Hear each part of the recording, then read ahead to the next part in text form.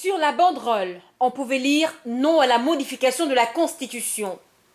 L'opposition parlementaire est montée au créneau ce 23 décembre pour dénoncer l'adoption le 18 du même mois par le Conseil des ministres du projet de loi portant révision de la Constitution, lequel projet prévoit un collège composé du président du Sénat, celui de l'Assemblée nationale et du ministre de la Défense pour l'intérim du chef de l'État. L'opposition parlementaire s'interroge sur les desseins réels du gouvernement et tient à exprimer son étonnement sur les empressements manifestes de ce dernier.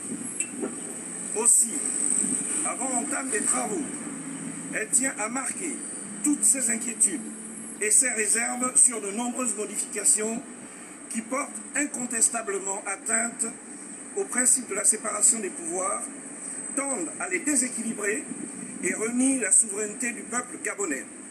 L'opposition parlementaire déplore le fait que le gouvernement n'ait pas choisi la voie référendaire pour une réforme aussi importante.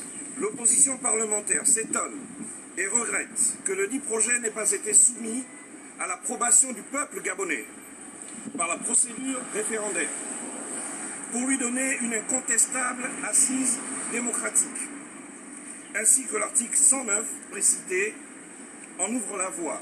Nous invitons donc tous les Gabonais à la vigilance et à se mobiliser pour mettre un terme et faire pièce à ce projet de loi.